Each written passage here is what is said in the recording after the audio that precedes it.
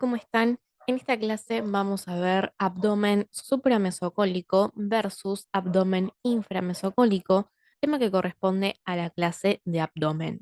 Bueno, esta es una clase que es dentro de todo cortita, porque en esta clase nos va a servir para entender la diferencia entre lo que es abdomen supramesocólico y abdomen inframesocólico. Si ustedes miran el programa de la materia, van a ver que el programa les va a decir abdomen supramesocólico y les va a decir todas las vísceras que tienen que estudiar con el abdomen supramesocólico, o les va a decir abdomen inframesocólico y dice todas las vísceras que tienen que estudiar del abdomen inframesocólico.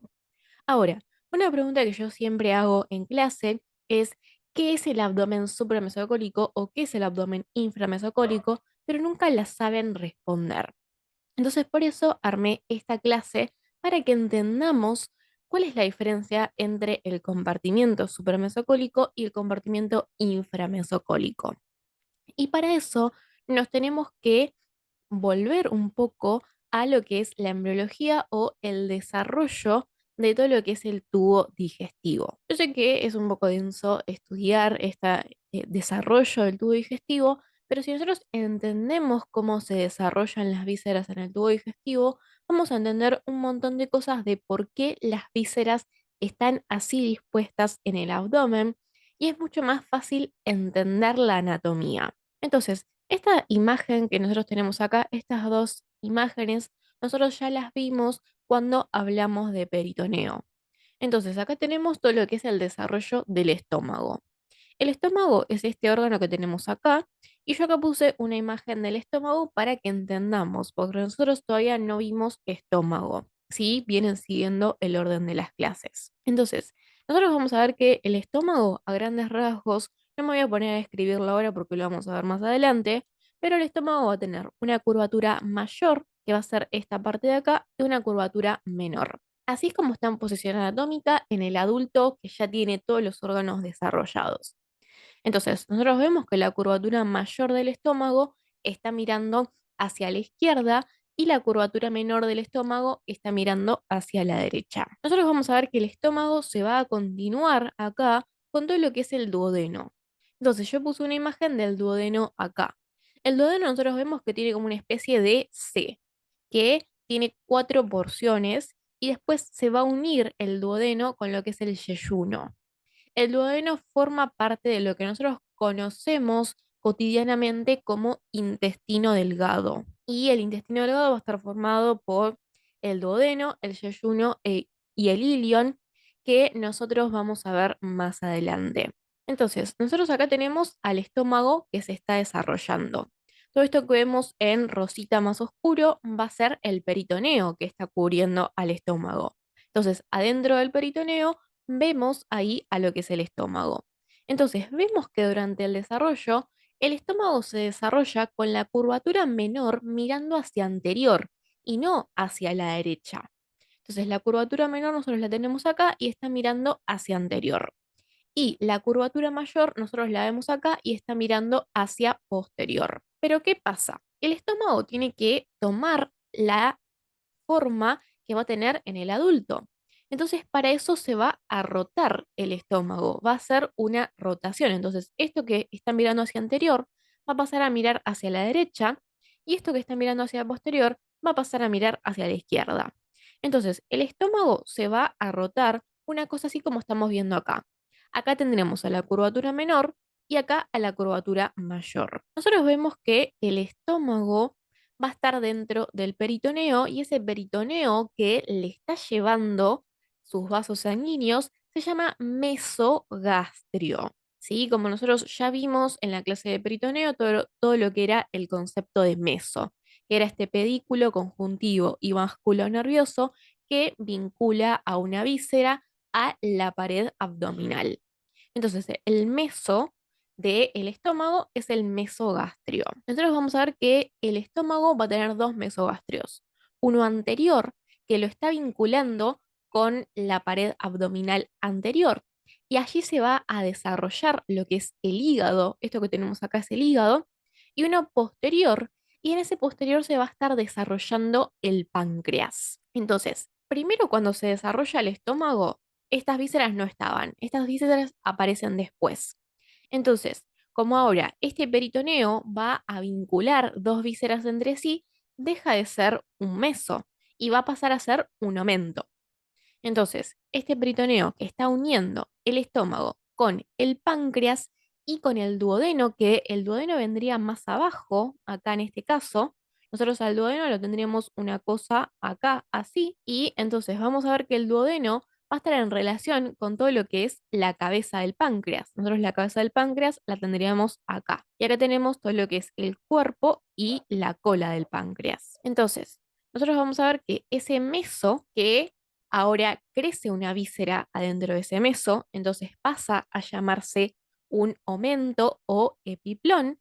Este va a ser el aumento mayor, ¿sí? El aumento mayor entonces se está uniendo el estómago con el duodeno y el páncreas. Y este aumento que está uniendo el estómago con el hígado se va a llamar aumento menor. Entonces, nosotros acá tenemos al estómago, el hígado va a quedar acá hacia la derecha, como esto se rotó para acá.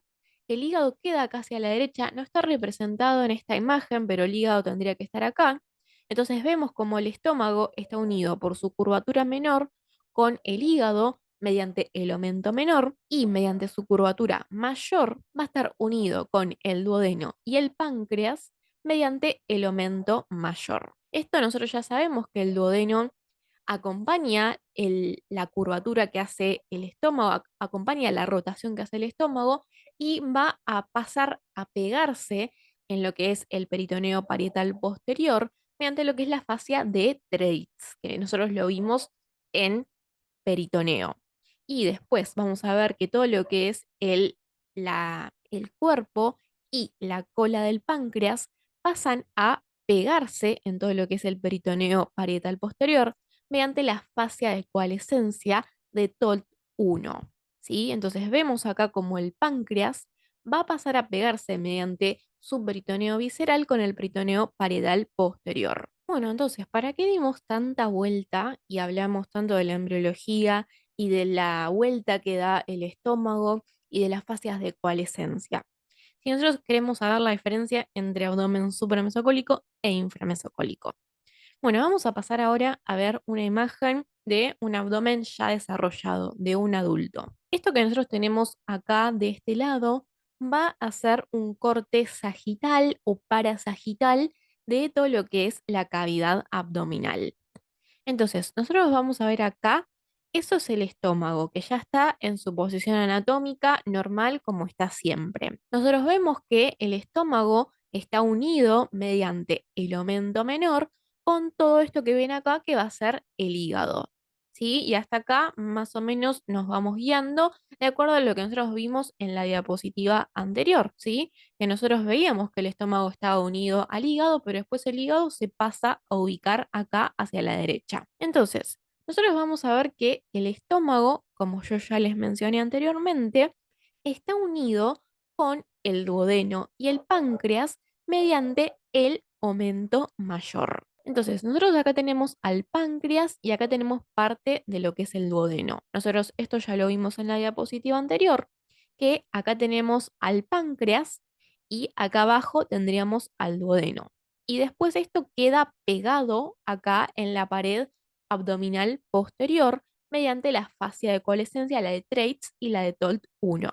¿Sí? Entonces, cabeza y cabeza del páncreas y duodeno se pegan por la fascia de Treitz, cuerpo y cola del páncreas se pegan mediante la fascia de TOLT1. Entonces, vemos acá al duodeno y al páncreas pegados contra la pared abdominal posterior porque son órganos retroperitoneales secundarios. Entonces, si nosotros seguimos acá, esto que viene de la curvatura mayor del estómago, seguimos toda esta hoja de peritoneo, vemos que va para abajo, sube y va a ir a cubrir a todo lo que es el duodeno y el páncreas.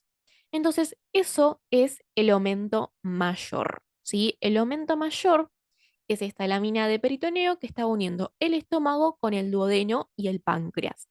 Esto es muy importante porque siempre pasa que conocen el aumento mayor, saben marcarlo en el preparado, pero no saben qué es lo que está uniendo el aumento mayor. Saben la definición de aumento, que son dos hojas de peritoneo que están uniendo dos vísceras, pero no saben qué vísceras está uniendo el aumento mayor, ¿sí? Esto es muy importante, el aumento mayor está uniendo el duodeno y el páncreas con lo que es el estómago, más específicamente con lo que es la curvatura mayor del estómago. Entonces, si nosotros vemos este esquemita que tenemos acá, es lo mismo que tenemos acá, es el mismo corte, pero yo lo dibujé más esquemáticamente para que se entienda un poco mejor. Entonces vemos, acá estaría la curvatura mayor del estómago y acá viene el aumento mayor, que son estas dos hojas de peritoneo que están vinculando el estómago con el duodeno y el páncreas. Entonces ahí tenemos este aumento mayor. ¿Por qué lo vemos así tan alargado? Durante el desarrollo, este aumento mayor empieza a crecer y se empieza a alargar y vamos a ver que va a caer como una especie de sábana o frazada que está cubriendo hacia anterior todas las vísceras de la cavidad peritoneal. Entonces, nosotros cuando abrimos la pared del abdomen, lo primero que nos encontramos es con el aumento mayor, que cae, se estira, es como que se empieza a estirar, se estira y forma una especie de delantal que va a caer por delante de todas las vísceras de la cavidad peritoneal. Entonces lo vemos acá que se estira, se estira, se estira, después vuelve a subir y va a ir a cubrir al duodeno y al páncreas, ¿sí? ¿Por qué se estira y por qué se alarga? No sé, la verdad, pero pasa esto y nosotros en el preparado lo vemos así. Ahora, ¿qué pasa? Esto no queda así. Nosotros vamos a ver que estas dos hojas del aumento mayor, el aumento mayor desciende, desciende, desciende y después asciende para ir a alcanzar el duodeno y el páncreas. Estas dos hojas del aumento mayor se van a fusionar. Entonces, se fusiona tanto la parte del aumento mayor que desciende como la parte del aumento mayor que asciende y se fusionan. Entonces, esto acá arriba cierran como una especie de cavidad que se va a llamar bolsa omental, que es una cavidad que queda por detrás del estómago y que la vamos a ver más adelante, ¿sí? Bolsa mental se la da con peritoneo, pero a mí no me gusta darla con peritoneo porque me parece que no se entiende nada, ¿sí? Y es mejor darla al final de abdomen. Entonces, se fusionan estas dos hojas y cierran todo esto, ¿sí? Entonces, ya no tenemos comunicación acá entre las dos hojas del aumento mayor. ¿Y qué va a pasar? Este aumento mayor, como está ahí también dando vuelta, se va a fusionar con el peritoneo de otra víscera que tiene ahí cerca, que va a ser el colon transverso. El colon transverso forma parte del intestino grueso, lo que nosotros cotidianamente conocemos como intestino grueso. Es una parte del intestino grueso. Por ahora no nos interesa saber qué parte del intestino grueso es, ¿sí? Porque lo vamos a ver más adelante. Obviamente que tienen que saberlo para el examen, pero ahora nosotros estamos yendo de a poquito. Entonces, el colon transverso, que es una parte del intestino grueso, tiene su propio peritoneo que lo está cubriendo, y ese peritoneo que lo está cubriendo y lo está vinculando a la pared abdominal posterior se llama mesocolon transverso, ¿sí? Meso porque es un meso y colon transverso porque es el meso del colon transverso. Entonces, nosotros tenemos acá este peritoneo que cubre a ese colon transverso y ese peritoneo se va a adherir a el peritoneo que forma el aumento mayor. Entonces, el aumento mayor se va a fusionar entre sí y se va a fusionar también con el meso del colon transverso.